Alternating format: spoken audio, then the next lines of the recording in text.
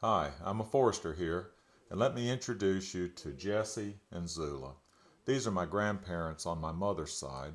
They lived in western North Carolina, the same general area where I was raised. And my granddad was a carpenter farmer. My grandmother was a homemaker, as most women were back then. And I have a lot of fond memories of spending time at their place growing up. I didn't know my granddad all that long because I was around 10 or almost 10 when he died. He was 68 years old. My grandmother lived almost another 30 years longer, so I have a lot more memories of her. I wanted to bring out two things that I have in particular to remember them by, and one is a quilt that my grandmother made for me. I've had this a long time, probably, I don't know, at least 30 or 40 years. And the other thing is Granny's gun. Now, I call it Granny's gun, but really it was probably my granddad's. It's a shotgun, double barrel 12 gauge shotgun.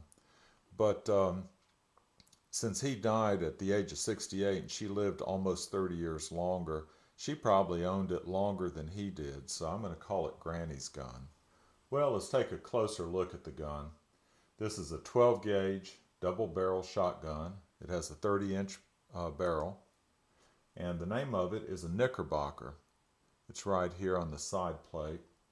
And this is a type of gun that was generally called trade brand guns.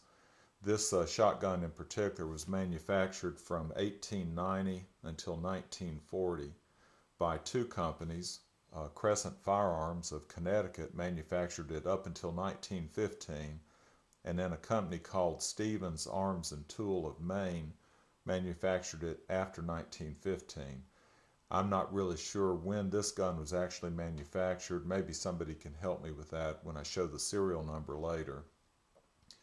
But let's take a closer look at it. Like I say, on this side it says Knickerbocker. It looks like that doesn't want to focus. There we go. Then on the other side, it has the name of the company, I think, that marketed the gun, and that's the American Gun Company of New York. It's in pretty good condition. I think my granddad replaced the stock, or at least that's what I recall. Let's take this forearm piece off, and it has a little bit of detail work on it.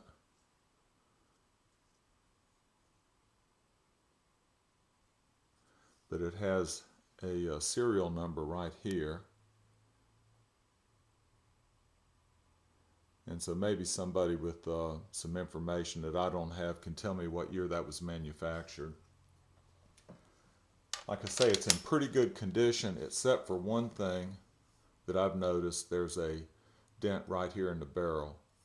Now, some of the information I've read says that you got to be careful shooting this gun because of it wasn't designed for some of the higher pressure shells that we use today.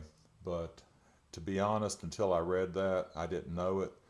And I've shot this gun all growing up, and I still continue to shoot it. This is the only shotgun I actually have. I have a lot of fond memories of my grandparents. They taught me a lot about nature, and it's probably one of the reasons why I went into forestry. I can remember my granddad taking me out and teaching me the names of trees and the uses for the different woods. One time when I was staying with him, we built rabbit gums and set those out, and every morning we'd get up and go out and check those gums to see if we had caught a rabbit. My grandmother knew a lot about wild plants also, and just nature in general. I can remember her making home remedies, things like mullein tea.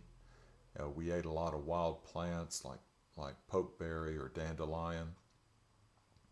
And in particular, one time I remember her teaching me how they used to make toothbrushes out of black gum twigs before they had store-bought brushes. I've seen some discussions online lately about what one gun would you keep if you could only keep one.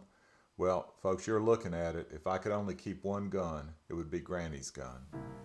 Y'all take care.